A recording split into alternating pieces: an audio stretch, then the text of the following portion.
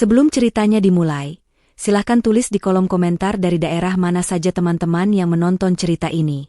Jangan lupa like dan subscribe agar channel ini bisa semakin berkembang dan bisa mempersembahkan cerita yang lebih menarik lagi. Malam itu, udara di dalam ballroom hotel bintang 5 terasa menyesakan bagi Anindita. Bukan karena pendingin ruangan yang tidak berfungsi, melainkan karena kepekatan kepalsuan yang menguar dari setiap sudut. Aroma parfum mahal bercampur dengan senyum-senyum kaku dan tawa renyah yang tidak pernah sampai ke mata. Semua orang di sini memainkan peran, dan Anindita merasa menjadi satu-satunya penonton yang lelah dengan pertunjukan itu. Ia membetulkan letak gaun sederhananya yang terasa asing di antara gaun-gaun gemerlap para tamu undangan. Ini adalah pesta wisuda Doni, adik iparnya. Atau lebih tepatnya, ini adalah panggung bagi Ibu Risma, ibu mertuanya, untuk memamerkan status sosial keluarganya.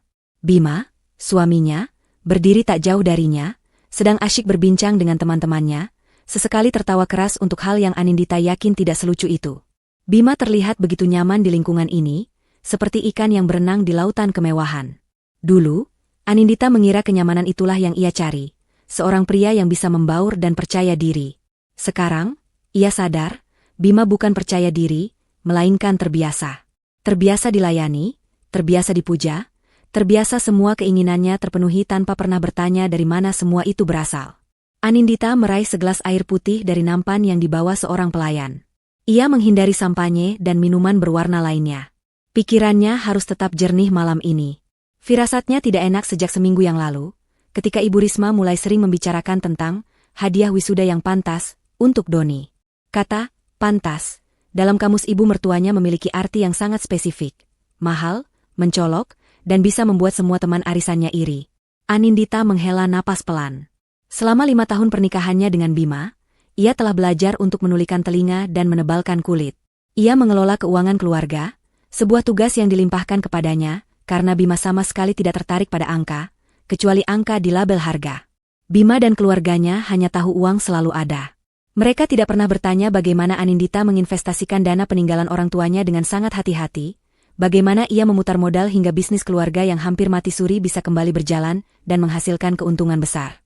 Bagi mereka, Anindita hanyalah seorang istri dari keluarga biasa yang beruntung dinikahi oleh Bima. Mereka tidak tahu, atau mungkin tidak mau tahu, bahwa keberuntungan itu ada di pihak mereka. Anindita, sini sayang. Suara Ibu Risma yang sengaja dikeraskan memecah lamunan Anindita. Semua mata kini tertuju padanya. Ibu Risma berdiri di tengah lingkaran kecil teman-teman sosialitanya, melambai dengan jemari penuh cincin berlian. Anindita berjalan mendekat, senyum tipis terpasang di wajahnya. Ini dia, pikirnya. Panggung utama telah disiapkan. Nah, ini dia menantu kesayanganku, ujar Ibu Risma sambil merangkul pundak Anindita.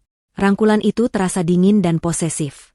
Kami sedang membicarakan hadiah wisuda untuk Doni. Tentu saja sebagai kakak ipar yang baik, kamu sudah menyiapkan sesuatu yang istimewa, kan? Tanyanya, lebih terdengar seperti sebuah pernyataan daripada pertanyaan. Salah seorang temannya menimpali, oh, tentu saja, Risma. Menantumu kan yang pegang uang. Pasti hadiahnya tidak main-main. Mereka semua tertawa, dan tawa itu terdengar seperti dengungan lebah di telinga Anindita. Anindita tetap tenang. Tentu saja, Bu. Saya sudah siapkan hadiah untuk Doni, jawabnya lembut. Ibu Risma tersenyum puas. Bagus. Ibu tahu kamu bisa diandalkan. Jadi, mobil BMW seri terbaru yang kemarin kita lihat di showroom itu, sudah kamu urus? Tanyanya dengan enteng, seolah meminta Anindita membeli sebungkus permen. Seketika, suasana menjadi lebih hening.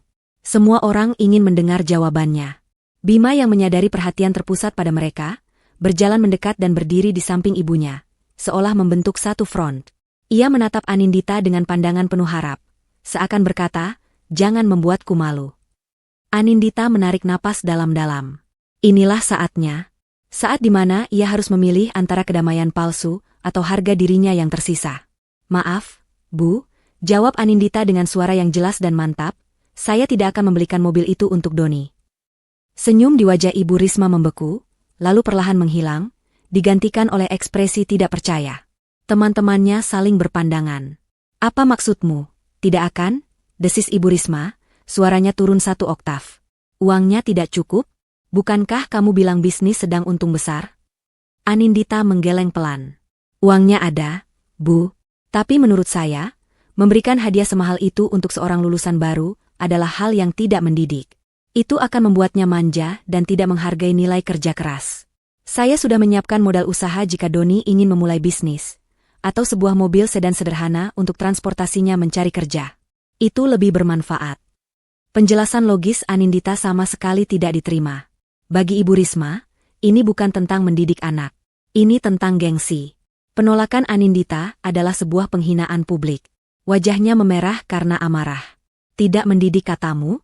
Siapa kamu berani menceramahi aku tentang cara mendidik anak? Kamu itu hanya menantu. Tugasmu itu melayani dan menuruti apa kata suami dan mertua. Sejak kapan kamu jadi pelit begini? Hah? Bentaknya. Suasana pesta benar-benar mati. Musik berhenti. Para tamu berhenti bicara dan kini terang-terangan menonton drama keluarga yang tersaji di depan mata mereka. Bima tampak panik. Nindita, sudahlah. Turuti saja kemauan ibu, bisiknya, mencoba menarik lengan Anindita. Anindita menepis tangan suaminya dengan lembut namun tegas. Ia menatap lurus ke mata ibu mertuanya. Ini bukan masalah pelit, Bu. Ini masalah prinsip. Saya tidak akan menggunakan uang untuk merusak masa depan Doni. Kata, merusak, menjadi bahan bakar terakhir yang menyulut api amarah Ibu Risma. Merusak? Kamu bilang aku merusak anakku sendiri? Kamu yang merusak suasana. Kamu mempermalukan keluarga ini. Menantu tidak tahu diuntung, teriaknya kalap. Dan kemudian, sebuah gerakan cepat yang tidak disangka-sangka. Tangan Ibu Risma terangkat dan mendarat dengan keras di pipi Anindita. Plak! Suara tamparan itu terdengar begitu nyaring di dalam keheningan ballroom. Waktu seakan berhenti. Anindita merasakan panas yang menyengat di pipinya, namun rasa sakit yang lebih dalam terasa menusuk hatinya. Bukan karena tamparan itu sendiri, tapi karena apa yang terjadi setelahnya. Ia menoleh pada Bima, mencari sedikit saja pembelaan dari pria yang telah berjanji akan melindunginya seumur hidup. Namun yang ia dapatkan adalah tatapan penuh amarah dan kekecewaan. Bima tidak marah pada ibunya yang baru saja melakukan kekerasan fisik. Bima marah padanya. Lihat apa yang kau perbuat. Kau membuat ibu marah besar. Kau mempermalukan kami semua. Desis Bima, kata-katanya lebih tajam dari tamparan mertuanya. Anindita menatap kosong pada suaminya. Di mata itu, ia tidak melihat cinta, hanya ada rasa malu dan amarah karena citranya terganggu. Cinta mereka, jika memang pernah ada, telah mati malam itu juga. Dasar istri pelit, teriak Bima, seolah ingin memastikan semua orang mendengar bahwa ia berada di pihak yang benar. Kalau kau tidak bisa menghargai keluargaku, pergi dari rumah ini. Pergi. Ia menunjuk ke arah pintu keluar dengan jari gemetar karena emosi. Pergi dari rumah ini, rumah yang dibeli Anindita dengan uang hasil jerih payahnya sendiri. Ironi yang begitu menyakitkan. Sesuatu di dalam diri Anindita patah, namun sesuatu yang lain justru tumbuh menjadi lebih kuat. Sesuatu yang dingin, keras, dan tajam. Ia tidak lagi merasakan sakit di pipinya. Ia tidak merasakan apa-apa. Ia menatap Ibu Risma yang terengah-engah dengan napas kemenangan. Lalu ia menatap Bima yang memasang wajah paling benar. Terakhir, ia menyapu pandangannya ke seluruh tamu yang menatapnya dengan campuran iba dan rasa ingin tahu. Ia tidak akan memberi mereka pertunjukan yang mereka inginkan. Ia tidak akan menangis. Ia tidak akan memohon. Dengan punggung yang tegak lurus, Anindita berbalik. Ia berjalan meninggalkan pusat perhatian itu. Setiap langkahnya terasa mantap dan bertujuan. Ia bisa merasakan puluhan pasang mata menusuk punggungnya. Ia tidak peduli. Gemuruh di dalam ballroom mulai terdengar lagi saat ia semakin jauh. Orang-orang mulai berbisik, menganalisis apa yang baru saja terjadi. Bima tidak mengejarnya. Tidak ada satupun orang dari keluarga itu yang memanggil namanya. Di pintu keluar, ia berhenti sejenak, melirik bayangannya di pintu kaca. Wanita dengan gaun sederhana dan bekas tamparan di pipi itu terlihat menyedihkan. Tapi di matanya, ada kilat yang belum pernah ada sebelumnya. Kilat baja. Begitu masuk ke dalam taksi yang menunggunya, ia tidak menoleh ke belakang. Hotel mewah itu menyusut di kejauhan, bersama dengan 5 tahun hidupnya yang sia-sia. Ia tidak menangis. Air mata adalah kemewahan yang tidak ia butuhkan saat ini. Yang ia butuhkan adalah pembalasan. Tangannya dengan mantap mengeluarkan ponsel dari tas kecilnya. Ia membuka kontak dan menemukan nama, pengacara Reza. Tanpa ragu, ia mengetik sebuah pesan singkat, pesan yang akan menjadi awal dari badai yang akan menghancurkan kerajaan palsu suaminya. Pesan itu berbunyi, rencana B jalankan sekarang. Keesokan paginya, Matahari bersinar cerah di kediaman Bima. Cahayanya menembus jendela-jendela besar, menerangi perabotan mahal dan lantai marmer yang mengilap. Namun, kemewahan itu terasa hampa. Ibu Risma duduk di meja makan dengan wajah puas. Ia menyeruput teh paginya dengan gerakan anggun yang dibuat-buat. Di hadapannya, Bima sedang membaca berita bisnis di tabletnya dengan ekspresi acuh tak acuh. Semalam, setelah Anindita pergi, pesta tetap dilanjutkan. Ibu Risma dengan cepat mengarang cerita kepada para tamunya bahwa Anindita sedang tidak enak badan dan harus pulang lebih dulu.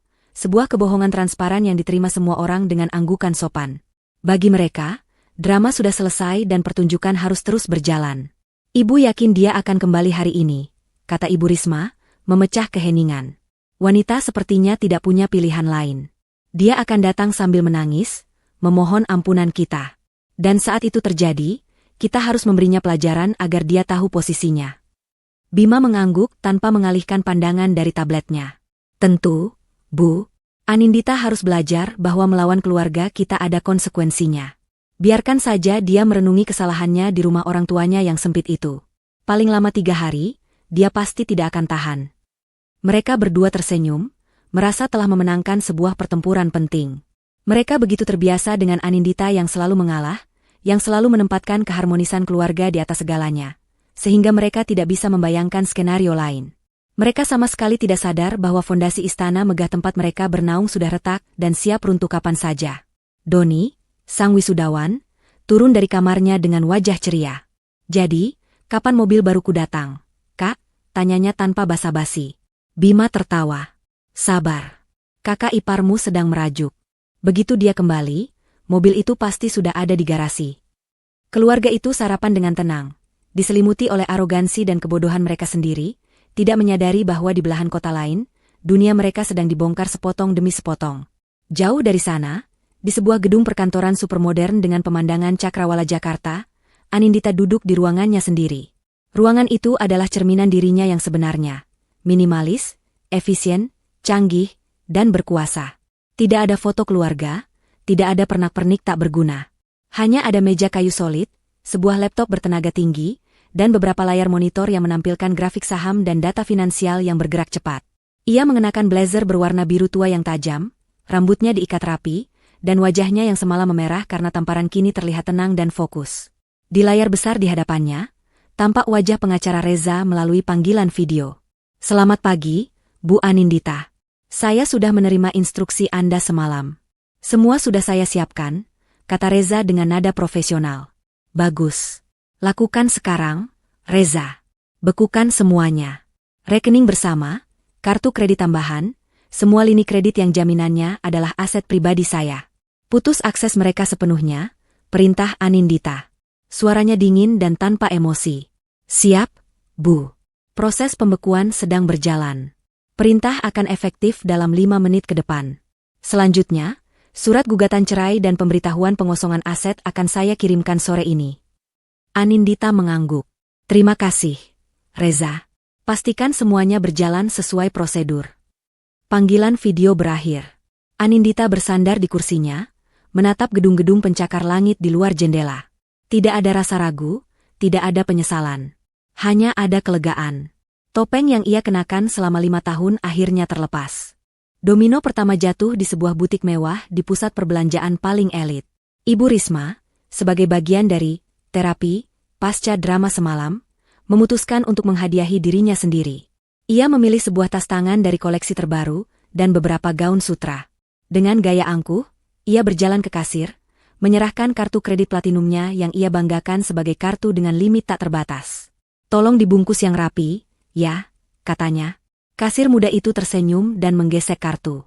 Lalu senyumnya memudar. Ia menggeseknya lagi. Mohon maaf, Ibu, katanya pelan, kartunya ditolak. Wajah Ibu Risma mengeras. Apa katamu? Coba lagi. Mesinmu itu pasti rusak. Bentaknya. Kasir itu mencoba lagi dengan mesin lain. Hasilnya sama. Wajahnya mulai pucat. Beberapa pelanggan lain mulai melirik. Merasa malu, Ibu Risma mengeluarkan kartu lain dari dompetnya yang tebal. Pakai yang ini, perintahnya. Kartu kedua juga ditolak. Begitu pula kartu ketiga dan keempat. Keringat dingin mulai membasahi pelipisnya. Rasa panik yang asing mulai merayapinya. Ini tidak mungkin. Kartu-kartu ini adalah simbol statusnya. Bagaimana mungkin bisa ditolak? Di saat yang hampir bersamaan, Bima sedang duduk di sebuah kafe mahal bersama teman-temannya. Ia sedang asyik menceritakan rencana liburan mewahnya ke Eropa, sebuah cerita yang ia bumbui dengan berbagai kebohongan untuk membuat dirinya terlihat lebih hebat. Ketika tagihan datang, dengan gaya seorang pangeran, ia mengeluarkan kartu kredit andalannya. "Biar aku saja," katanya dengan pongah. Namun, beberapa saat kemudian, pelayan kembali dengan wajah canggung. "Maaf, Pak, kartunya tidak bisa digunakan." Bima tertawa meremehkan. "Ah, biasa itu, sinyalnya jelek. Coba lagi." Pelayan mencoba lagi, tapi hasilnya sama. Teman-teman Bima mulai saling pandang dan berbisik. Wajah Bima yang tadinya cerah kini memerah karena malu. Ia mencoba kartu debitnya. Ditolak juga. Dengan tangan gemetar, ia membuka aplikasi mobile banking di ponselnya, berniat melakukan transfer. Matanya terbelalak saat melihat saldo yang tertera di layar, 0 rupiah. Ia mencoba memeriksa rekening lain. Sama saja. 0 besar. Dunianya seakan berhenti berputar. Dengan tergesa-gesa ia membuat alasan dan pergi dari kafe itu, meninggalkan teman-temannya yang menatapnya dengan pandangan curiga. Bima dan Ibu Risma tiba di rumah dalam waktu yang hampir bersamaan. Wajah mereka sama-sama pucat dan diliputi kepanikan. "Kartu ibu ditolak semua. Ini memalukan," seru Ibu Risma. "Rekeningku kosong, Bu. Semua saldoku 0, balas Bima, suaranya bergetar. Mereka masih belum bisa menghubungkan kejadian ini dengan Anindita. Mereka menyalahkan pihak bank, menduga ada kesalahan sistem besar-besaran. Bima segera menelepon manajer bank prioritas mereka, Pak Hartono, seorang pria yang selama ini selalu berbicara kepadanya dengan nada penuh hormat. "Halo, Pak Hartono. Ada apa dengan sistem bank Anda? Semua rekening saya tidak bisa diakses." "Ini skandal," sembur Bima tanpa basa-basi. Namun, nada bicara Pak Hartono di seberang telepon terdengar berbeda. Tidak ada lagi keramahan yang dibuat-buat, hanya nada formal yang dingin. "Selamat siang, Pak Bima. Tidak ada yang salah dengan sistem kami," jawabnya tenang. "Lalu kenapa saya tidak bisa mengakses uang saya sendiri?" tuntut Bima, suaranya meninggi. Hening sejenak di ujung telepon, sebelum Pak Hartono melanjutkan dengan kalimat yang akan menghancurkan seluruh dunia Bima. "Mohon maaf, Pak Bima. Sesuai instruksi yang kami terima pagi ini dari pemilik dana utama, seluruh aset di rekening bersama dan semua fasilitas kredit yang terhubung dengannya telah dibekukan." Bima mengerutkan kening. "Pemilik dana utama? Apa maksud Anda?" "Itu rekening keluarga saya. Ayah saya yang membukanya," bentaknya, masih menyangkal kenyataan. "Berdasarkan data dan perjanjian legal yang kami pegang, Pak," lanjut Pak Hartono dengan sabar, "pemilik tunggal dari dana investasi utama yang menjadi sumber likuiditas rekening tersebut, sekaligus penjamin pribadi atas seluruh fasilitas kredit atas nama Anda dan Ibu Risma, adalah satu orang, yaitu Ibu Anindita Kirana." Bima merasakan telinganya berdengung. Ponsel yang ia genggam terasa begitu berat. "Tanpa persetujuan dari Ibu Anindita, kami tidak bisa melakukan transaksi apapun. Perintah beliau bersifat mutlak." "Mohon maaf, Pak Bima." Kalimat terakhir dari sang manajer bank menjadi palu godam yang menghantam kesombongan Bima hingga berkeping-keping. Ia bahkan tidak mendengar lagi suara di telepon. Ia membiarkan ponselnya jatuh ke lantai marmer, menimbulkan bunyi yang keras. Ibu Risma menatapnya dengan cemas. "Bima, ada apa? Apa kata Ban?" tanyanya. Bima tidak menjawab. Ia hanya menatap kosong ke depan. Wajah Anindita yang tenang saat berjalan keluar dari pesta semalam tiba-tiba muncul di benaknya. Wanita yang ia sebut pelit. Wanita yang ia usir. Ternyata bukanlah penumpang di kapalnya. Wanita itu adalah pemilik seluruh samudra tempat kapalnya berlayar. Dan ia baru saja dengan bodohnya melubangi kapalnya sendiri di tengah lautan. Kepanikan adalah makhluk aneh. Pada awalnya, ia datang seperti gelombang kejut yang melumpuhkan, membuat Bima dan Ibu Risma hanya bisa menatap kosong, terperangkap dalam keheningan yang memekakan telinga. Namun, setelah beberapa menit yang terasa seperti selamanya, kelumpuhan itu surut, digantikan oleh saudara kembarnya yang lebih berisik dan lebih berbahaya, penyangkalan. Ibu Risma adalah yang pertama kali memecah kesunyian. Ia melompat berdiri, wajahnya merah padam karena amarah, bukan lagi karena malu. "Tidak mungkin," teriaknya. Suaranya melengking di dalam rumah yang tiba-tiba terasa terlalu besar dan sunyi. "Ini tidak mungkin. Wanita itu berbohong. Dia hanya menggertak kita. Bima, dia itu siapa? Dia tidak punya apa-apa." Semua ini milik keluargamu, milik ayahmu. Ia mondar-mandir di ruang keluarga, gestur tangannya liar, seolah mencoba menepis kenyataan pahit yang baru saja menampar mereka. Bima, yang masih terduduk lemas di dekat meja, memungut ponselnya dari lantai. Jarinya gemetar saat ia mencoba menghubungi nomor Anindita. Panggilan itu bahkan tidak masuk. Hanya ada nada operator yang memberitahukan bahwa nomor yang dituju sudah tidak aktif. Ia mencoba lagi dan lagi, setiap kegagalan menambah lapisan es pada ketakutan yang mulai membekukan hatinya. Penyangkalan ibunya terdengar begitu meyakinkan, begitu menggoda untuk dipercaya. Mungkin ibunya benar. Mungkin ini hanya permainan kotor dari Anindita untuk mendapatkan permintaan maaf. Mungkin ada kesalahan di pihak bank. Ibu benar, kata Bima, suaranya serak. Ia mencoba terdengar tegas, lebih untuk meyakinkan dirinya sendiri daripada ibunya. Ini pasti hanya gertakan. Dia pasti bekerja sama dengan orang bank untuk menakut-nakuti kita. Tidak mungkin dia punya kuasa sebesar ini. Mereka berpegangan pada harapan tipis itu seperti orang yang tenggelam berpegangan pada sepotong kayu lapuk. Bima kemudian menelepon orang tua Anindita di kampung. Ayah Anindita yang menjawab telepon. Suaranya terdengar tenang dan datar. Bima, ada apa? Tanyanya. Pak, Anindita ada di sana? Tolong sampaikan padanya, hentikan permainan konyol ini. Saya akan memaafkannya jika dia mau mengakui kesalahannya sekarang, kata Bima dengan nada arogan yang dipaksakan. Terdengar helaan napas di seberang telepon. Anindita tidak ada di sini, Bima. Dan kalaupun ada, setelah apa yang kamu dan ibumu lakukan padanya, menurutmu apa yang akan saya katakan padanya? Pulang padamu. Suara ayah Anindita berubah menjadi dingin. Jangan hubungi kami lagi. Telepon ditutup. Sisa hari itu dihabiskan dalam limbo yang menyiksa. Mereka tidak bisa pergi kemana-mana. Tanpa uang, tanpa kartu kredit, mobil-mobil mewah di garasi terasa seperti pajangan museum yang tak berguna, karena mereka bahkan tidak punya uang untuk mengisi bensin. Setiap dering telepon membuat mereka terlonjak. Setiap suara mobil yang lewat di depan rumah membuat mereka berlari ke jendela. Berharap itu adalah Anindita yang pulang dengan wajah menyesal. Doni menjadi satu-satunya orang yang tidak menyadari gravitasi situasi. Ia turun dari kamarnya pada sore hari, masih dengan piyama, dan bertanya dengan riang, "Jadi, bagaimana? Apa Kak Nindi sudah pulang? Aku tidak sabar mau mencoba mobil baruku." Ibu Risma membentaknya untuk diam, sebuah reaksi yang membuat Doni bingung dan tersinggung. Suasana di dalam istana kaca itu menjadi semakin tegang. Kemewahan yang mengelilingi mereka kini terasa seperti ejekan.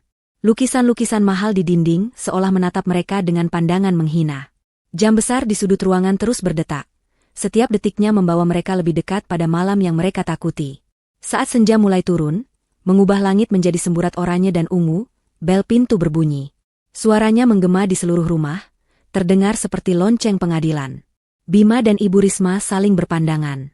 Inilah saatnya. Bima, dengan jantung berdebar kencang, berjalan dan membuka pintu.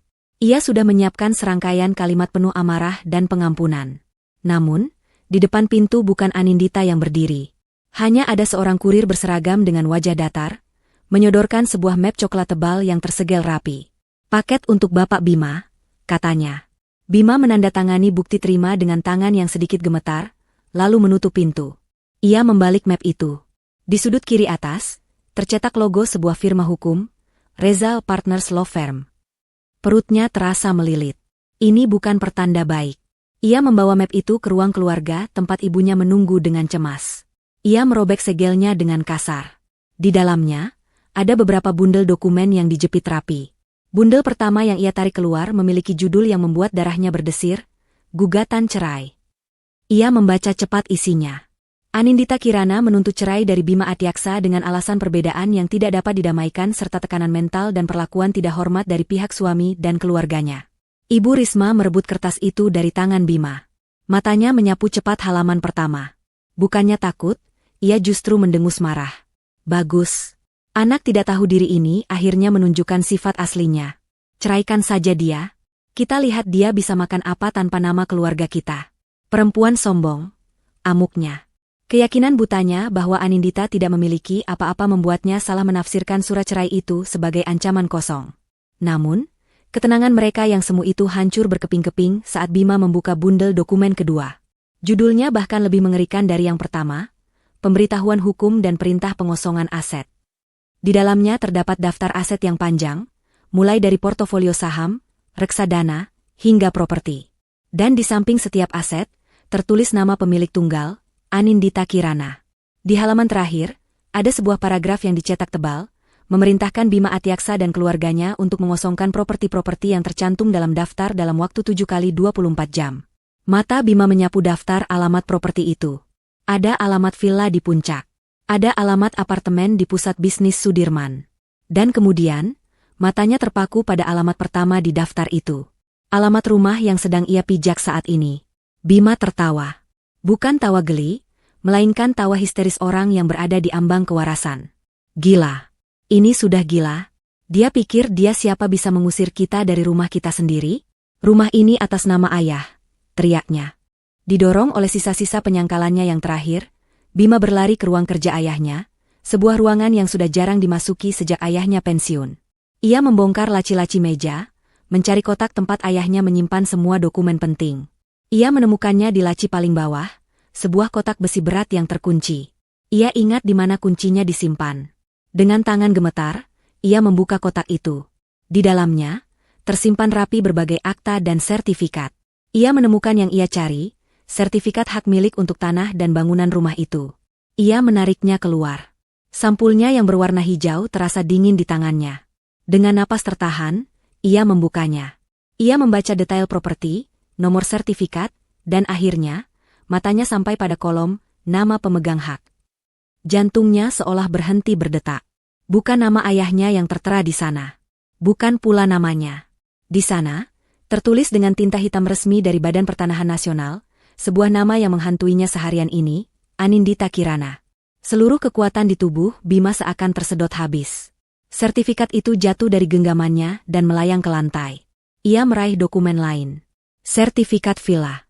Nama Anindita. Sertifikat apartemen. Nama Anindita. Bahkan akta pendirian perusahaan yang telah direvisi 5 tahun lalu, menunjukkan Anindita sebagai pemegang 80% saham preferen. Kepalanya pusing. Udara di dalam ruangan terasa menipis. Ibu Risma, yang mengikutinya ke ruang kerja, melihat wajah pucat pasi anaknya. Ia merebut sertifikat rumah yang tergeletak di lantai. Matanya yang sudah rabun menyipit, mencoba membaca tulisan di sana. Ketika ia berhasil mengejanya, tangannya mulai gemetar hebat. Ia terhuyung mundur dan menabrak rak buku. Tidak mungkin.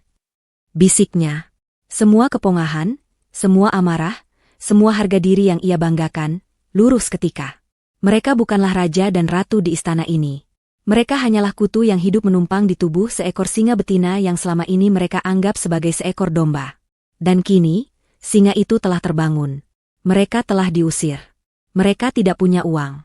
Dan sebentar lagi, mereka tidak akan punya rumah. Sementara badai keputusasaan menerjang rumah yang akan segera menjadi mantan rumahnya, Anindita duduk dengan tenang di kantornya. Hari sudah malam. Namun lampu di ruangannya masih menyala terang, kontras dengan gemerlap lampu kota yang berkelip di luar jendela kacanya yang besar. Di hadapannya, ada secangkir teh melati yang uapnya menari-nari di udara. Di salah satu monitor komputernya, sebuah jendela video kecil menampilkan gambar buram dari seberang jalan rumahnya. Itu adalah umpan video langsung dari seorang penyelidik swasta yang ia sewa. Ia tidak perlu mendengar suara untuk tahu kekacauan yang sedang terjadi di dalam sana. Ia bisa melihat bayangan orang yang bergerak panik di balik tirai. Ia melihat Bima jatuh terduduk di ruang kerja. Ia melihat Ibu Risma yang bersandar lunglai di rak buku. Ia menonton kehancuran mereka bukan dengan rasa gembira, melainkan dengan ketenangan seorang ahli bedah yang baru saja mengangkat tumor ganas. Prosesnya menyakitkan, tapi perlu dilakukan untuk menyelamatkan hidupnya. Sambil menyesap tehnya, pikirannya melayang kembali ke masa lalu, ke awal dari semua kebohongan ini. Anindita tidak pernah miskin. Ia dibesarkan dalam keluarga yang berkecukupan oleh seorang ayah yang bijaksana. Ayahnya, seorang pengusaha garmen yang sukses namun tidak suka pamer, selalu mengajarinya bahwa kekayaan sejati tidak diukur dari apa yang terlihat, melainkan dari apa yang kau miliki saat kau tidak punya apa-apa. Jangan pernah biarkan uang mendefinisikanmu, Nindi, kata ayahnya suatu hari.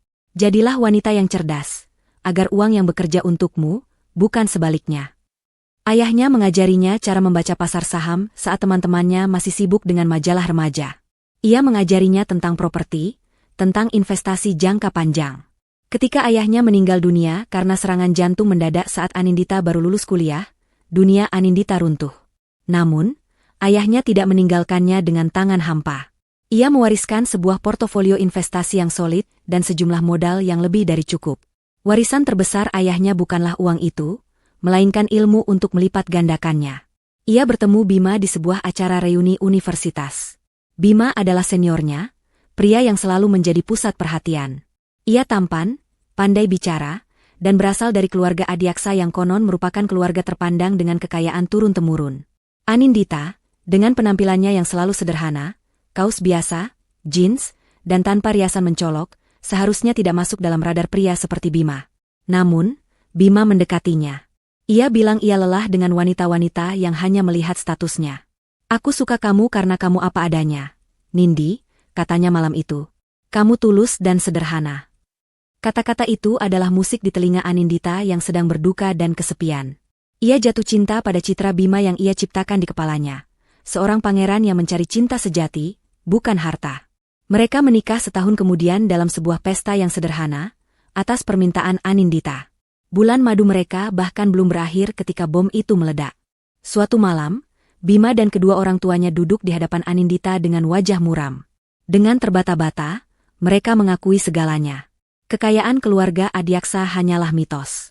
Bisnis keluarga mereka, sebuah perusahaan distributor, berada di ambang kebangkrutan total. Utang menumpuk di mana-mana akibat gaya hidup mewah dan salah urus selama bertahun-tahun. Rumah megah mereka sudah dijaminkan ke bank dan akan segera disita. Mereka adalah orang-orang bangkrut yang hanya mengenakan topeng kemakmuran. Ibu Risma menangis, memohon Anindita untuk tidak meninggalkan Bima. Bima menatapnya dengan mata putus asa. Saat itulah, cinta naif Anindita mengambil alih. Ia melihat pria yang ia cintai sedang hancur. Ia memutuskan untuk menolongnya. Namun, nasihat ayahnya kembali terngiang. "Jangan pernah mencampur adukan bisnis dengan perasaan, kecuali kamu siap kehilangan keduanya." Maka, Anindita membuat sebuah rencana. Ia akan menyelamatkan mereka, tetapi dengan caranya sendiri. Ia mengatakan pada keluarga itu bahwa ia memiliki, sedikit, warisan dari ayahnya yang bisa digunakan. Ia melunasi utang-utang perusahaan. Ia membeli kembali rumah mereka dari bank. Ia menyuntikkan modal segar ke dalam bisnis. Namun, setiap sen yang ia keluarkan, setiap aset yang ia selamatkan, semuanya diatasnamakan dirinya sendiri secara hukum. Kepada Bima dan keluarganya, ia menjelaskan bahwa ini adalah strukturisasi aset yang rumit untuk menghindari pajak dan melindungi aset dari kreditur di masa depan. Mereka, yang buta secara finansial dan terlalu gembira karena diselamatkan, menelan kebohongan itu mentah-mentah. Mereka menyerahkan semua urusan legal dan keuangan kepadanya, dan dengan senang hati kembali ke gaya hidup mewah mereka. Maka dimulailah kehidupan gandanya. Di mata keluarga suaminya, ia adalah istri sederhana yang beruntung, yang kebetulan pandai mengelola sisa-sisa kekayaan mereka. Namun di balik layar, ia adalah arsitek tunggal dari kebangkitan finansial mereka. Ia bekerja tanpa lelah dari kantor rahasianya, melakukan perdagangan saham, menganalisis pasar, dan membuat keputusan bisnis yang cerdas yang membuat perusahaan mereka untung berkali-kali lipat. Ia membiarkan Bima menjabat sebagai direktur utama, sebuah jabatan seremonial di mana Bima hanya perlu menghadiri pertemuan dan makan siang mewah. Ia membiarkan ayah mertuanya menikmati masa pensiun yang nyaman. Ia membiarkan Ibu Risma menghabiskan uang untuk barang-barang mewah. Ia melakukan semua itu sambil menahan sakit hati setiap kali Ibu Risma menyindirnya karena tidak selevel dengan teman-teman sosialitanya, atau setiap kali Bima lebih memilih pergi bersama teman-temannya daripada menemaninya. Ia bertahan karena sebuah harapan. Semoga suatu hari nanti, Bima akan dewasa dan mencintainya bukan karena kenyamanan yang ia sediakan, melainkan karena dirinya sendiri. Pesta wisuda Doni adalah ujian terakhir untuk harapan itu. Dan mereka semua gagal dengan cara yang paling menyakitkan. Pikiran Anindita kembali ke masa kini. Tangannya tanpa sadar menyentuh sebuah liontin perak sederhana yang melingkar di lehernya. Itu adalah hadiah ulang tahun pernikahan dari Bima tahun lalu. Ia teringat malam itu. Bima memeluknya dari belakang saat ia memasangkan kalung itu. "Aku cinta kamu apa adanya, Nindi," bisik Bima di telinganya. "Bukan karena hartamu. Aku janji akan selalu melindungimu." Anindita di masa lalu itu menangis haru, memeluk suaminya erat, merasa menjadi wanita paling bahagia di dunia. Kini, saat mengingat momen itu, matanya terasa panas. Setetes air mata akhirnya jatuh, mengalir di pipinya yang masih sedikit ngilu. Ia menyekanya dengan cepat. Itu bukan air mata kesedihan. Itu adalah air mata perpisahan. Selamat tinggal untuk Anindita yang naif. Selamat tinggal untuk cinta yang ternyata hanya ilusi. Di layar monitornya, ia melihat Bima yang masih terduduk tak berdaya di lantai, dikelilingi oleh sertifikat-sertifikat atas namanya. Wajah Anindita mengeras. Janji telah diingkari. Ujian telah gagal. Dan sekarang, tagihannya harus dibayar lunas. 7 hari. 168 jam. Waktu yang biasanya berlalu tanpa terasa, kini terasa seperti hitungan mundur menuju eksekusi. Di hari pertama setelah menerima surat dari pengacara, keluarga Adyaksa terkurung dalam kebisuan yang pekat. Mereka bergerak di dalam rumah seperti hantu, saling menghindari tatapan mata, masing-masing tenggelam dalam ketakutan pribadinya. Namun, keheningan itu tidak bertahan lama. Pada hari kedua, kepanikan bermetamorfosis menjadi tindakan-tindakan putus asa yang hanya mempercepat kejatuhan mereka. Ibu Risma, yang dunianya dibangun di atas pilar-pilar pengakuan sosial, adalah yang pertama bergerak. Baginya, solusi dari semua masalah adalah mempertahankan citra. Jika dunia luar masih melihat mereka sebagai keluarga terhormat, entah bagaimana caranya, masalah ini akan terselesaikan. Rencananya sederhana sekaligus delusional. Ia akan tetap menyelenggarakan arisan bulanan kelompok sosialitanya yang seharusnya diadakan 3 hari lagi. Di sana, di antara teman-teman berpengaruhnya, ia akan menebar pesona, berpura-pura semuanya baik-baik saja, dan mungkin, jika ada kesempatan, ia akan curhat sedikit dan meminta pinjaman lunak dari mereka. Maka, dimulailah usahanya. Ia mengangkat telepon dengan sisa-sisa keangkuhan yang ia miliki dan menghubungi nomor vendor catering langganannya, sebuah perusahaan yang selalu memberinya perlakuan istimewa. Halo, Santi, ini saya, Risma Adyaksa, sapanya dengan suara yang dibuat seramah mungkin. Saya mau pesan untuk arisan hari Jumat. Ya, menu seperti biasa, yang paling premium. Di seberang telepon, ada jeda sesaat sebelum Santi menjawab, nadanya terdengar hati-hati. Oh, selamat pagi, Ibu Risma. Tentu saja, Bu. Untuk pesanannya, sesuai kebijakan baru kami mohon untuk pembayaran deposit 100% di muka, ya, Bu. Ibu Risma tertegun. Deposit? Sejak kapan kamu pakai aturan seperti itu padaku? Biasanya juga tagihan dikirim akhir bulan. Santi berdeham. Maaf, Bu, ini peraturan baru dari manajemen pusat. Untuk semua klien. Tanpa kecuali. Ibu Risma tahu itu bohong. Ini bukan peraturan baru. Ini adalah tanda bahwa berita kebangkrutan mereka telah menyebar lebih cepat daripada api di musim kemarau. Dengan menahan amarah, ia membanting telepon. Ia mencoba menghubungi 2 vendor lain. Jawabannya sama, bayar di muka. Tanpa uang sepeser pun, ia tidak bisa melakukan apa-apa. Pukulan berikutnya datang dalam bentuk panggilan telepon dan pesan singkat. Satu persatu, teman-teman sosialitanya mulai menghubunginya. Datin Sri, istri seorang pengusaha dari Malaysia, tiba-tiba harus pulang kampung karena neneknya sakit. Nyonya Wijoyo, seorang kolektor perhiasan, mendadak ada pertemuan bisnis penting di Singapura.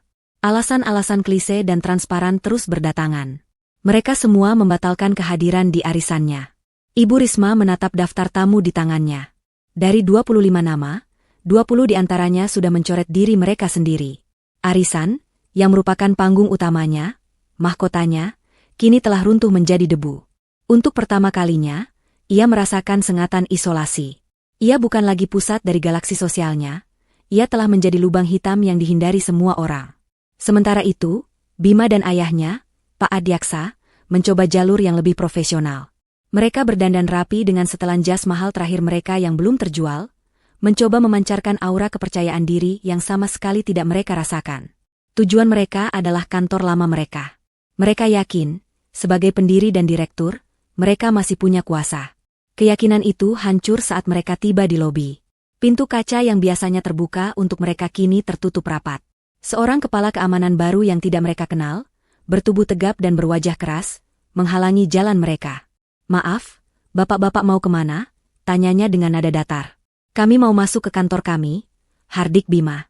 Saya Bima Adyaksa, direktur utama perusahaan ini. Petugas keamanan itu memeriksa tablet di tangannya. Menurut data kami, status Bapak Bima dan Bapak Adyaksa sudah nonaktif per kemarin. Kami mendapat instruksi dari Dewan Direksi yang baru untuk tidak mengizinkan Bapak masuk tanpa janji temu resmi. Bima dan ayahnya hanya bisa melongo. Dewan Direksi yang baru? Mereka bahkan tidak tahu ada rapat pemegang saham. Anindita bergerak begitu cepat, memotong semua akses mereka bahkan sebelum mereka sempat berpikir. Dipermalukan, mereka kembali ke mobil. Rencana B adalah menghubungi relasi bisnis lama mereka. Pak Adiaksa mengeluarkan buku kontak tebalnya, sebuah relik dari masa jayanya. Kita hubungi Pak Suryo. Dia berutang budi padaku. Dia pasti mau membantu, katanya penuh harap. Namun, saat telepon tersambung, Pak Suryo yang biasanya ramah kini terdengar kaku dan menjaga jarak. Wah, Pak Adiaksa, saya sedang sibuk sekali. Mungkin lain kali kita bicara, katanya, lalu menutup telepon sebelum Pak Adiaksa sempat menjelaskan masalahnya. Mereka mencoba menghubungi belasan kontak lain. Pemasok, distributor, bahkan manajer bank dari bank lain. Polanya selalu sama. Begitu mereka menyebut nama Adiaksa, lawan bicara mereka langsung menjadi dingin, memberi alasan tergesa-gesa, dan mengakhiri percakapan. Mereka seperti penderita kusta di dunia bisnis. Nama keluarga yang dulu menjadi kunci pembuka semua pintu, kini telah menjadi tembok yang tidak bisa ditembus. Doni juga menghadapi tembok yang sama. Berbekal ijazah barunya, ia dengan percaya diri mendatangi beberapa perusahaan multinasional untuk wawancara kerja yang sudah dijadwalkan sebelum bencana ini terjadi. Di perusahaan pertama, pewawancara menatap CV-nya, lalu menatapnya dengan pandangan aneh. Adiaksa? Anda keluarga Bima Adiaksa yang sedang ramai diberitakan itu? Tanyanya langsung. Doni, yang tidak siap dengan pertanyaan itu, hanya bisa mengangguk kaku. Sisa wawancara itu terasa dingin dan singkat. Ia tahu ia tidak akan diterima. Di perusahaan kedua, ia bahkan tidak sampai ke ruang wawancara. Seorang resepsionis memberitahunya bahwa posisi yang ia lamar sudah terisi, sebuah kebohongan yang jelas-jelas ditujukan untuk menolaknya secara halus. Wisuda yang seharusnya menjadi awal dari karir cemerlangnya kini terasa seperti sebuah lelucon pahit. Hari kelima adalah hari di mana kenyataan menggigit paling keras. Mereka sedang duduk di ruang keluarga yang remang-remang saat tiba-tiba semua lampu berkedip lalu mati total. Pendingin ruangan berhenti berdengung, menyisakan keheningan yang menyesakan. Listrik mereka telah diputus karena tagihan belum terbayar. Di tengah kegelapan itu, di mana hanya cahaya senja yang masuk melalui jendela, mereka benar-benar merasakan betapa jatuhnya mereka. Mereka duduk dalam diam, masing-masing dengan pikirannya sendiri, ketika bel pintu berbunyi lagi. Kali ini bukan kurir. Dua orang pria berbadan tegap dengan seragam dari sebuah galeri seni berdiri di ambang pintu. Selamat sore. Kami datang untuk mengambil kembali beberapa barang konsinyasi, kata salah satu dari mereka, sambil menunjukkan surat tugas. Barang yang dimaksud adalah sebuah piano besar berwarna putih gading yang menjadi pusat ruang keluarga dan beberapa lukisan abstrak mahal yang tergantung di dinding. Barang-barang yang sering Ibu Risma pamerkan sebagai investasi seni-nya. Ternyata, barang-barang itu pun hanya sewaan. Saat para pekerja mulai dengan hati-hati membungkus dan memindahkan piano itu, sesuatu di dalam diri Ibu Risma akhirnya patah. Ia menyaksikan simbol terakhir dari statusnya diangkut keluar dari rumahnya. Ia tidak berteriak. Ia tidak mengamuk. Ia hanya perlahan-lahan merosot ke lantai, menutupi wajahnya dengan kedua tangan, dan mulai menangis. Bukan tangisan marah seorang ratu yang kehilangan tahtanya, melainkan isak tangis pilu seorang wanita tua yang kehilangan segalanya. Bima hanya bisa menatap ibunya yang hancur, merasakan kehampaan yang luar biasa di dalam dadanya. Ini bukan lagi mimpi buruk. Ini adalah kehidupan baru mereka. Dan ini barulah permulaan. Sisa uang tunai yang disimpan Ibu Risma di brankas, uang yang biasa ia sebut sebagai uang darurat untuk belanja, menjadi satu-satunya penyelamat mereka. Uang itu cukup untuk menyewa sebuah apartemen kecil dengan 2 kamar di pinggiran kota selama beberapa bulan. Perpindahan mereka terasa surreal. Dari sebuah mansion dengan halaman luas, kini mereka berdesakan di sebuah unit apartemen di lantai 12, dengan dinding yang catnya mulai mengelupas dan pemandangan tembok bangunan lain dari jendela. Aroma apak dan suara bising lalu lintas menjadi latar belakang baru dalam hidup mereka. 4 hari pertama di sana terasa seperti di neraka. Ibu Risma lebih banyak mengurung diri di kamar, menolak untuk makan. Pak Adiaksa hanya duduk melamun di balkon sempit. Doni terus-menerus mengeluh tentang koneksi internet yang lambat. Hanya Bima yang menyadari bahwa meratapi nasib tidak akan mengubah apapun. Keputusasaan telah bermutasi menjadi sebuah tekad yang bengis. Ia harus menemukan Anindita. Ia harus menghentikan semua ini. Ia menghabiskan 1 hari penuh menjadi detektif amatir. Ia mendatangi semua tempat yang mungkin Anindita kunjungi. Butik-butik yang dulu ia ceritakan, restoran favoritnya, bahkan apartemen lama milik orang tuanya. Semuanya nihil. Akhirnya, ia teringat nama firma hukum itu. Dengan sedikit pencarian di internet, ia menemukan alamat kantor Rezav Partners. Ia tidak pergi ke sana. Ia tahu Anindita terlalu pintar untuk menemuinya di sana. Sebaliknya, ia menyuap seorang petugas kebersihan di gedung itu untuk memberitahunya jika melihat Anindita. Keesokan siangnya, telepon yang ditunggu-tunggu datang. Petugas itu memberitahunya bahwa Anindita sedang berada di sebuah kafe mewah di lobi gedung seberang. Bima segera meluncur ke sana. Dan benar saja, di sana ia melihatnya. Anindita duduk di dekat jendela, membelakanginya, sedang berbicara dengan seorang pria asing berpenampilan eksekutif. Bima berhenti sejenak, mengamati istrinya dari jauh. Anindita terlihat sangat berbeda. Ia mengenakan gaun bisnis berwarna merah marun yang pas di badan, rambutnya tertata sempurna, dan dari gerak-geriknya, ia memancarkan aura kepercayaan diri dan kekuasaan yang tidak pernah Bima lihat sebelumnya. Ini bukan Anindita, istrinya yang penurut. Ini adalah orang lain. Ketika rekan bicaranya pergi, Bima mengambil napas dalam-dalam dan berjalan ke mejanya. Nindi, panggilnya pelan. Anindita tidak terkejut. Ia seolah sudah menduga kedatangannya. Ia menoleh, dan tatapan matanya yang dingin membuat Bima merasa seperti orang asing. Ia memberi isyarat ke kursi di hadapannya. Bima duduk, dan segera melancarkan serangan pesonanya yang ia anggap masih ampuh. Nindi, aku minta maaf. Mulainya, suaranya dibuat sepilu mungkin. Aku benar-benar salah. Ibu juga sangat menyesal. Kami semua hilaf malam itu. Emosi kami menguasai kami. Ia mencoba meraih tangan Anindita yang tergeletak di meja, tetapi Anindita menariknya lebih dulu. Tapi lihatlah kami sekarang, lanjut Bima, tidak terpengaruh.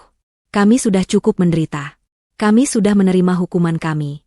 Ibu sekarang sakit-sakitan karena stres. Ayah hanya diam melamun. Kumohon hentikan semua ini, Nindi. Aku masih suamimu, kamu masih istriku.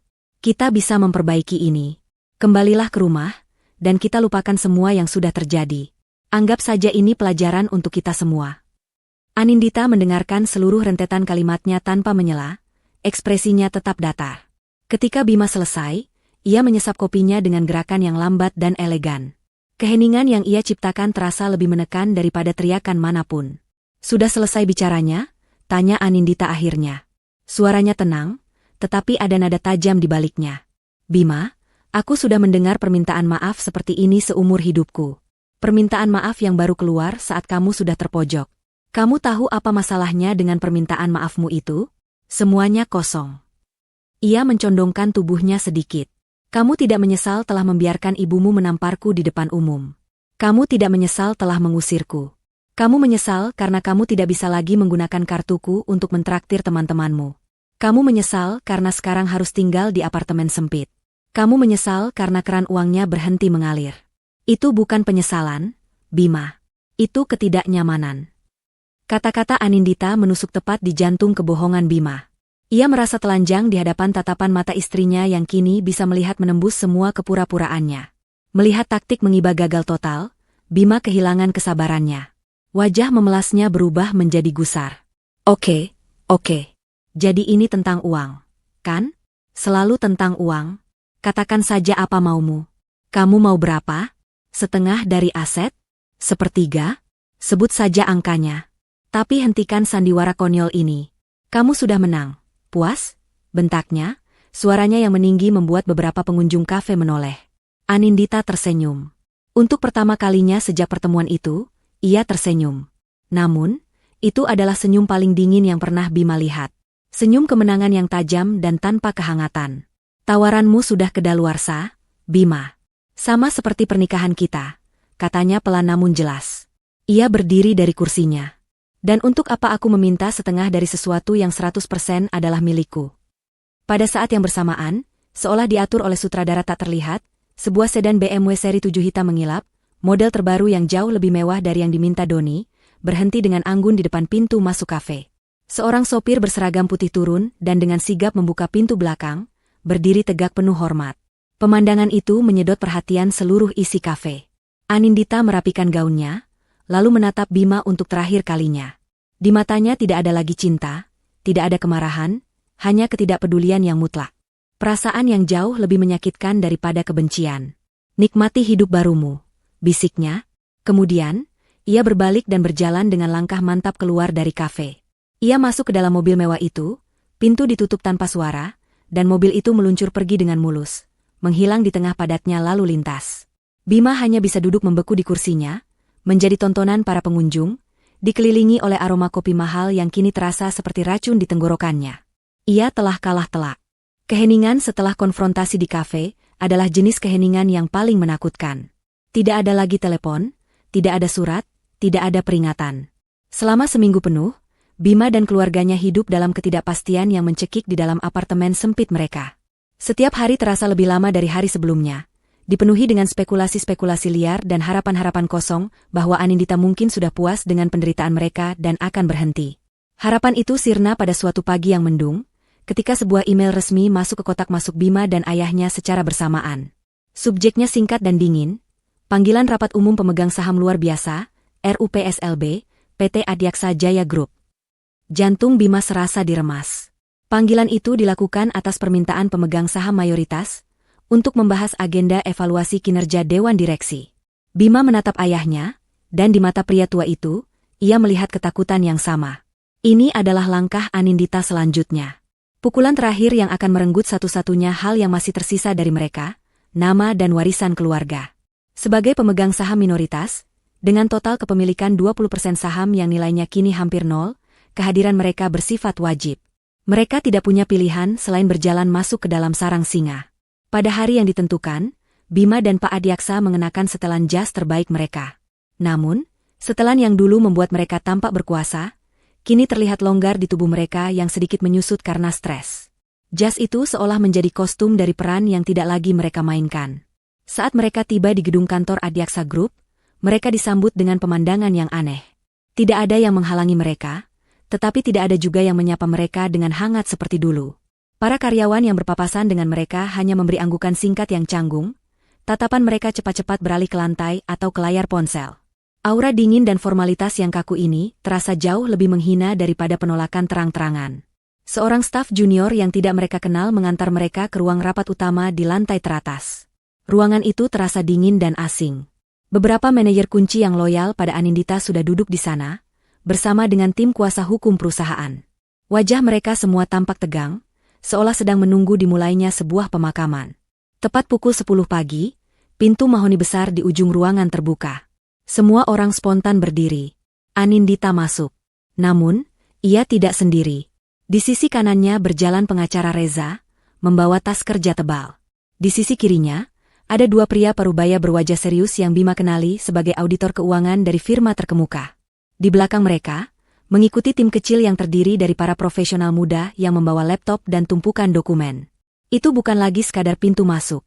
Itu adalah sebuah prosesi pengambil alihan kekuasaan. Anindita sendiri menjadi pusat dari prosesi itu. Ia mengenakan setelan celana berwarna abu-abu arang yang dijahit sempurna, blus sutra putih di dalamnya, dan rambutnya ditarik ke belakang membentuk sanggul yang ketat dan rapi. Riasannya minimalis namun tajam. Ia tidak lagi terlihat seperti istri yang bisa mereka hina. Ia terlihat seperti seorang jenderal yang akan memasuki medan perang yang sudah ia menangkan. Ia berjalan lurus ke ujung meja, ke kursi utama yang selama puluhan tahun menjadi singgasana Pak Adiaksa, dan duduk tanpa sedikit pun keraguan. Matanya tidak pernah sekalipun melirik ke arah Bima atau ayah mertuanya. Bagi Anindita, mereka seolah tidak ada di ruangan itu. Reza membuka rapat dengan membacakan formalitas hukum. Suaranya yang berat dan jelas mengisi keheningan. Agenda rapat hari ini hanya satu, pemaparan hasil audit kinerja keuangan dan manajemen PT Adiaksa Jaya Group di bawah kepemimpinan direksi periode 5 tahun terakhir. Setelah selesai, Reza tidak memberikan kesempatan pada Bima atau ayahnya untuk bicara. Ia langsung mempersilakan salah satu auditor untuk memulai presentasinya. Pria itu berdiri, menyalakan proyektor, dan slide pertama muncul di layar besar di dinding. Judulnya sederhana, Analisis Kerugian dan Inefisiensi Manajemen. Apa yang terjadi selanjutnya adalah pembantaian paling sistematis dan profesional yang pernah Bima saksikan. Selama 1 jam penuh, sang auditor dengan tenang dan tanpa emosi membedah setiap keputusan buruk, setiap kegagalan, dan setiap sen uang perusahaan yang telah mereka sia-siakan. Slide demi slide menampilkan bukti yang tak terbantahkan. Ada laporan pengeluaran Bima yang digelembungkan untuk perjalanan pribadi yang disebut sebagai perjalanan bisnis. Ada bukti kontrak pengadaan barang yang diberikan kepada perusahaan milik teman Bima dengan harga 30% lebih mahal dari harga pasar.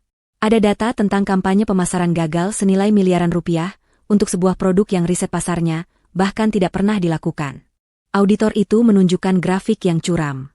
Grafik penjualan yang terus menurun, grafik biaya operasional yang membengkak, dan grafik keuntungan yang menukik tajam ke zona merah.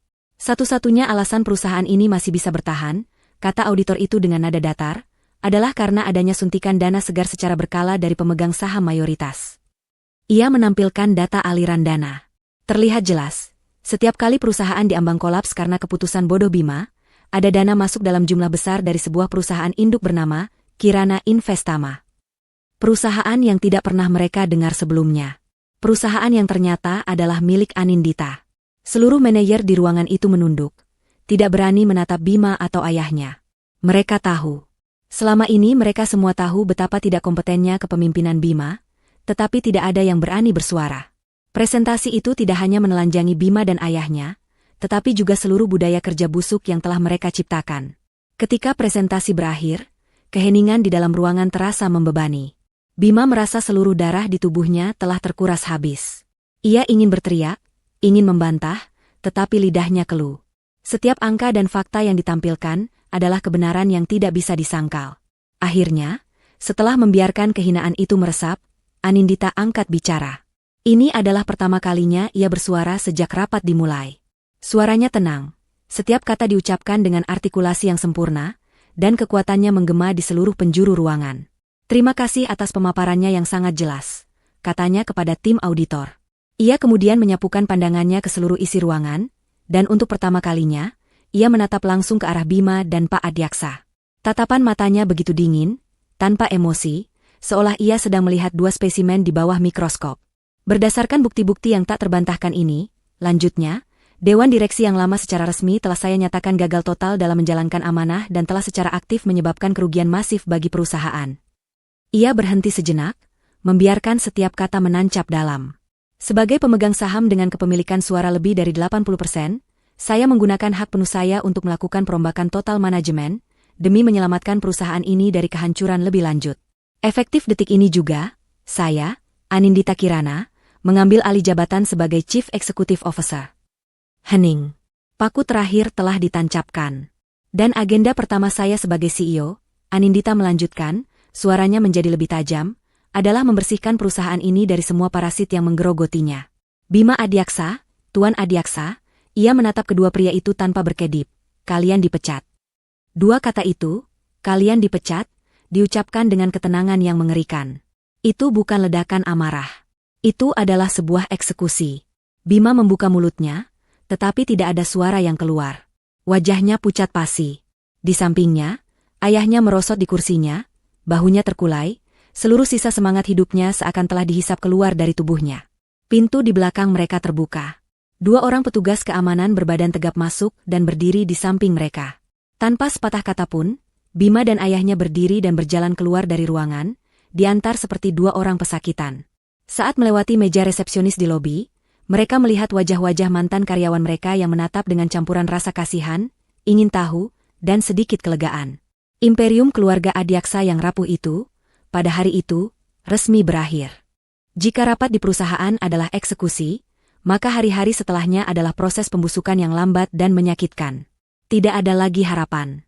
Tidak ada lagi penyangkalan. Yang tersisa hanyalah kenyataan pahit dari kemiskinan yang menggigit. Batas waktu 7 hari untuk mengosongkan rumah telah tiba dan berlalu. Meskipun mereka sudah pindah, hari itu tetap terasa seperti penegasan resmi atas status baru mereka sebagai tunawisma yang beruntung masih punya atap di atas kepala. Kehidupan di apartemen sempit itu adalah sebuah siksaan harian, sebuah pengingat konstan akan semua yang telah hilang dari mereka. Kemewahan yang dulu mereka anggap sebagai hak, kini menjadi kenangan yang menyakitkan. Hari-hari mereka kini diisi oleh serangkaian potret kecil dari kejatuhan. Ibu Risma, wanita yang jari-jarinya hanya terbiasa memegang cangkir porselen dan tas kulit buaya, kini harus berhadapan dengan tumpukan piring kotor di wastafel sempit yang sering mampet.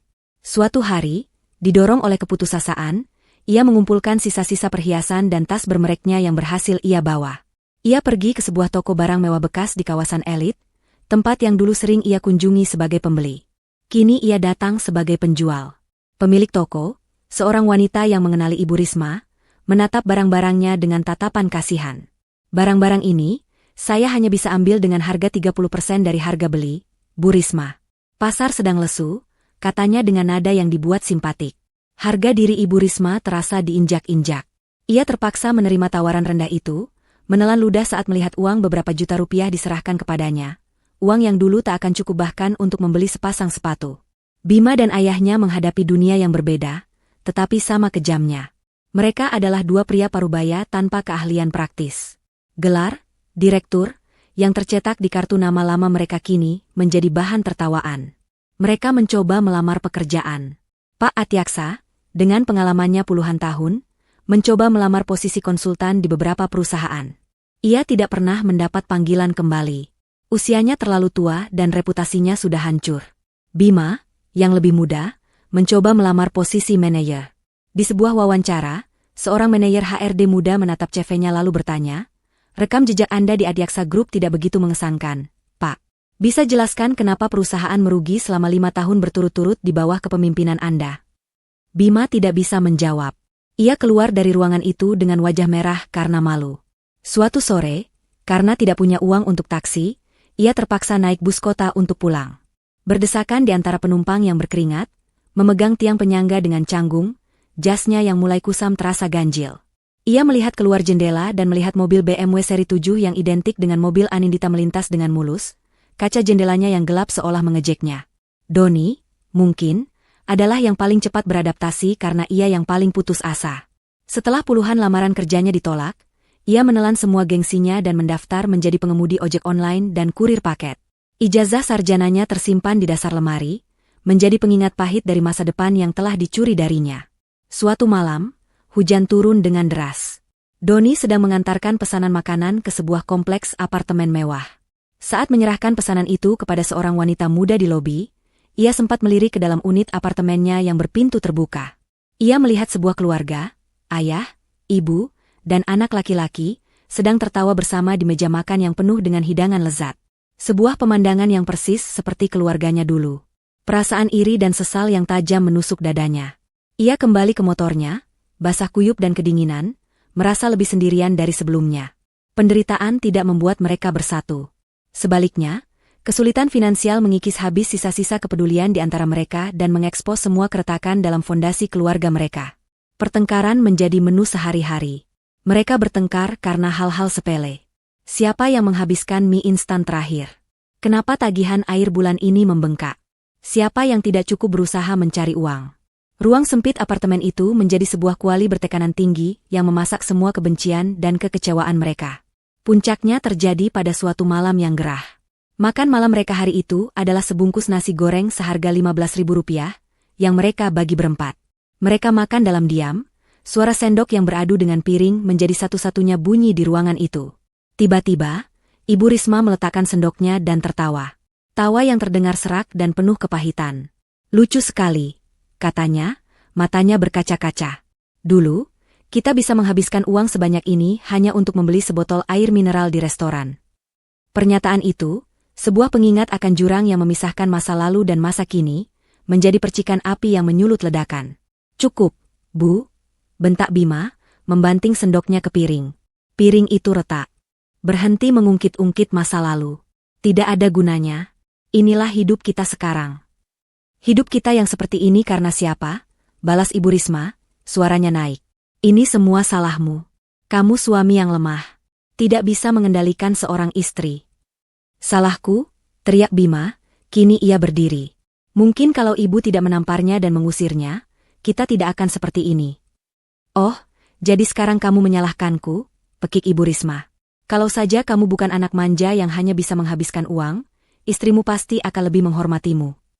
Doni, yang sejak tadi diam, ikut angkat bicara. "Sudah. Ini salah kita semua. Salah ibu dan ayah yang memanjakanku, salah Kak Bima yang tidak punya pendirian." Pertengkaran itu meledak menjadi bola api amarah dan saling tuding. Kata-kata kejam yang selama ini terpendam akhirnya dimuntahkan. Semua kebencian, semua kekecewaan, semua penyesalan, tumpah ruah di ruang tamu sempit itu. Pertarungan itu berakhir tanpa pemenang.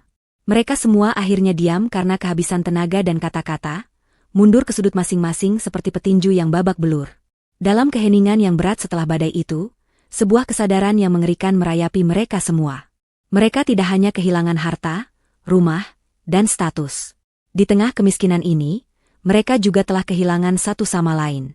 Ikatan keluarga yang mereka kira kuat, ternyata hanyalah sebuah aliansi kepentingan yang direkatkan oleh uang. Dan kini, saat uang itu hilang, yang tersisa hanyalah orang-orang asing yang saling membenci di dalam sebuah ruangan sempit. Bulan-bulan berlalu, mengubah musim dan mengikis sisa-sisa keangkuhan keluarga Adiaksa hingga ke dasarnya. Kemiskinan, yang pada awalnya terasa seperti sebuah bencana alam yang dahsyat, kini telah menjadi iklim permanen dalam kehidupan mereka. Pertengkaran hebat yang pernah meledak di antara mereka telah mereda, bukan karena masalah telah selesai, tetapi karena mereka terlalu lelah untuk saling menyalahkan. Energi mereka kini terkuras habis hanya untuk bertahan hidup dari hari ke hari. Kelelahan dan kesulitan itu, secara perlahan dan tak terduga, mulai menumbuhkan sesuatu yang tidak pernah mereka miliki sebelumnya, introspeksi. Tanpa kemewahan yang membutakan, mereka akhirnya mulai melihat dunia, dan diri mereka sendiri, dengan mata yang jernih. Perubahan itu terjadi secara bertahap, dalam momen-momen kecil yang sunyi. Bagi Ibu Risma, perubahan itu datang dalam bentuk aroma bawang goreng dan uap nasi uduk. Ia, dengan sisa uang dari penjualan perhiasannya, membuka sebuah warung kecil di depan gedung apartemen mereka. Setiap subuh, ia sudah bangun untuk memasak. Tangannya yang dulu hanya terbiasa dirawat di salon, kini kapalan dan berbau bumbu. Pelanggannya adalah para pekerja pabrik, mahasiswa, dan pegawai rendahan, orang-orang yang dulu tidak akan pernah ia lirik. Awalnya, ia melayani mereka dengan wajah masam. Namun, lama-kelamaan, ia mulai memperhatikan mereka. Ia melihat seorang ibu muda yang setiap pagi membeli sebungkus nasi untuk bekal anaknya. Ia mendengar keluhan seorang kuli bangunan tentang punggungnya yang sakit. Suatu hari, seorang mahasiswi yang menjadi pelanggan tetapnya membayar lebih. "Ini kembaliannya, Nak," kata Ibu Risma. Mahasiswi itu tersenyum. "Buat ibu saja. Semangat terus, ya, Bu." Gestur kecil itu, sebuah kebaikan tulus dari orang asing, menghantam Ibu Risma lebih keras daripada kehilangan seluruh hartanya. Ia sadar, rasa hormat yang selama ini ia kejar-kejar dengan tas mahal dan arisan mewah, ternyata bisa didapatkan dengan begitu sederhana, melalui sebungkus nasi hangat dan senyum yang tulus. Ia teringat pada Anindita, pada bagaimana ia tidak pernah sekalipun menunjukkan kebaikan semacam itu pada menantunya. Bagi Bima, kesadaran datang di bawah cahaya lampu neon sebuah kantor kecil. Setelah berbulan-bulan menganggur, ia akhirnya diterima bekerja sebagai staf administrasi di sebuah perusahaan logistik kecil. Gajinya pas-pasan, dan atasannya adalah seorang pemuda berusia akhir 20-an yang tegas dan tidak kenal basa-basi. Untuk pertama kalinya dalam hidup, Bima harus bekerja sungguhan. Ia belajar tentang disiplin, tentang tenggat waktu, tentang bagaimana setiap rupiah harus didapatkan dengan keringat. Ia melihat rekan-rekan kerjanya, orang-orang biasa yang berjuang keras menafkahi keluarga, dan ia merasa malu pada dirinya di masa lalu yang begitu mudah menghamburkan jutaan rupiah untuk sekali makan malam. Suatu sore, saat istirahat, ia melihat sebuah majalah bisnis di meja rekannya. Di sampul majalah itu, terpampang wajah Anindita. Judulnya, Anindita Kirana, menghidupkan kembali raksasa yang tidur. Di dalamnya, ada artikel panjang tentang bagaimana ia merombak total Adiaksa Group, yang kini telah berganti nama menjadi Kirana Corp, menjadi perusahaan yang inovatif dan menguntungkan. Ada juga bagian tentang kegiatan filantropi Anindita melalui yayasan barunya. Bima merasakan sebuah sengatan di dadanya. Bukan rasa iri, bukan pula amarah, melainkan sebuah rasa kehilangan yang begitu dalam dan menyakitkan. Ia tidak kehilangan uang. Ia telah kehilangan wanita luar biasa itu. Bagi Doni, pelajaran datang dari panasnya aspal jalanan. Bekerja sebagai kurir membawanya ke seluruh pelosok kota, dari ganggang sempit hingga perumahan kumuh. Ia tidak lagi melihat dunia dari balik kaca mobil ber-AC. Ia melihatnya secara langsung. Ia melihat perjuangan, ketidakadilan, dan semangat hidup yang luar biasa dari orang-orang yang ia temui. Sifat manja dan rasa berhaknya terkikis oleh setiap paket yang ia antar, oleh setiap pelanggan yang mengomel, oleh setiap kilometer yang ia tempuh di bawah terik matahari atau guyuran hujan. Suatu malam, setelah seharian bekerja, ia duduk di ruang tamu yang sempit bersama keluarganya. Hening. Tiba-tiba, ia angkat bicara, suaranya pelan dan penuh beban. "Mungkin," katanya, menatap lantai, "jika dulu aku tidak memaksa minta mobil itu, hidup kita tidak akan seperti ini." Kalimat itu bukan sebuah tuduhan. Itu adalah sebuah pengakuan dosa. Dan untuk pertama kalinya, tidak ada yang membantah. Ibu Risma tidak menyalahkannya. Bima tidak membentaknya. Mereka hanya duduk dalam keheningan yang syarat akan penyesalan bersama. Beberapa minggu setelah itu, Bima melihat sebuah berita di internet. Kirana Foundation akan mengadakan sebuah malam penggalangan dana besar untuk program beasiswa bagi mahasiswa kurang mampu. Ironi dari berita itu terasa seperti tamparan bagi Bima. Ia dan keluarganya menghancurkan pernikahan demi sebuah mobil mewah untuk satu orang sarjana yang manja. Sementara wanita yang mereka hancurkan kini berusaha mendanai pendidikan ribuan orang yang benar-benar membutuhkannya. Sebuah dorongan kuat yang tidak bisa ia jelaskan muncul dari dalam dirinya. Ia tidak ingin meminta uang. Ia tidak ingin memohon untuk kembali. Ia hanya ingin, untuk sekali saja, mengucapkan permintaan maaf yang tulus. Ia harus menemuinya. Malam itu, dengan mengenakan satu-satunya setelan jasnya yang tersisa, Bima pergi ke hotel mewah tempat acara itu digelar. Tentu saja, ia tidak bisa masuk. Ia hanya bisa berdiri di seberang jalan, di antara kerumunan orang-orang biasa, memandangi para tamu kaya raya yang masuk silih berganti. Ia menunggu berjam-jam dalam dinginnya malam. Akhirnya, menjelang tengah malam, acara usai. Para tamu mulai keluar. Dan kemudian, ia melihatnya. Anindita muncul dari lobi, tampak anggun dalam balutan gaun malam berwarna biru tua, dikelilingi oleh beberapa orang penting dan dijaga oleh petugas keamanan. Inilah kesempatannya. Dengan sisa-sisa keberanian yang ia miliki, Bima menyeberang jalan dan menerobos kerumunan kecil itu. Anindita, panggilnya, suaranya terdengar serak dan putus asa. Petugas keamanan langsung bergerak untuk menghalanginya, tetapi Anindita mengangkat sebelah tangannya, memberi isyarat agar mereka berhenti. Ia mengenali Bima. Ekspresinya tenang, tetapi sorot matanya tajam dan waspada. "Bima, sedang apa kamu di sini?" tanyanya, suaranya datar. Kini mereka berhadapan. Bima menatap wanita yang pernah menjadi istrinya itu, dan ia melihat jurang yang tak terseberangi di antara mereka. Seluruh kalimat yang telah ia siapkan di kepalanya buyar seketika. "Aku." Ia memulai, suaranya bergetar. "Aku tidak mau apa-apa. Aku tidak meminta apapun." Air mata yang selama berbulan-bulan ia tahan, akhirnya menggenang di pelupuk matanya. "Aku hanya ingin bilang aku minta maaf. Sungguh, aku minta maaf. Bukan karena semua ini, bukan karena uang atau rumah." Air matanya mulai jatuh. "Aku minta maaf karena aku sudah menyakitimu. Aku minta maaf karena aku adalah suami yang pengecut dan gagal. Kamu benar soal semuanya. Aku tidak pernah benar-benar melihat siapa kamu sebenarnya." Ia terisak. Sebuah tangisan penyesalan yang tulus dan memilukan dari seorang pria yang telah hancur. Dari kejauhan, di seberang jalan, Ibu Risma dan Doni, yang diam-diam mengikutinya, hanya bisa menonton dengan hati yang sama hancurnya. Anindita mendengarkan semuanya dalam diam. Kerumunan sudah menjauh, meninggalkan mereka berdua dalam sebuah ruang sunyi yang canggung di tengah keramaian malam. Ia menatap pria yang menangis di hadapannya. Ia melihat ke seberang jalan dan menangkap bayangan ibu mertua dan adik iparnya yang berdiri dalam kegelapan. Wajahnya tidak menunjukkan kemarahan, tidak juga kelembutan. Hanya ada kesedihan yang samar akan sebuah kisah yang seharusnya bisa berakhir indah, dipadukan dengan kekuatan tak tergoyahkan dari seseorang yang telah menemukan kedamaiannya sendiri. Setelah Bima selesai menangis, Anindita hanya menatapnya sejenak. "Aku dengar," katanya pelan. Hanya itu. Dua kata yang tidak menawarkan pengampunan, tidak juga penolakan. Hanya sebuah pengakuan bahwa kata-katanya telah didengar. Ia kemudian berpaling kepada petugas keamanannya. "Tolong pastikan dia bisa pulang dengan selamat." Tanpa menoleh lagi, Anindita masuk ke dalam mobilnya.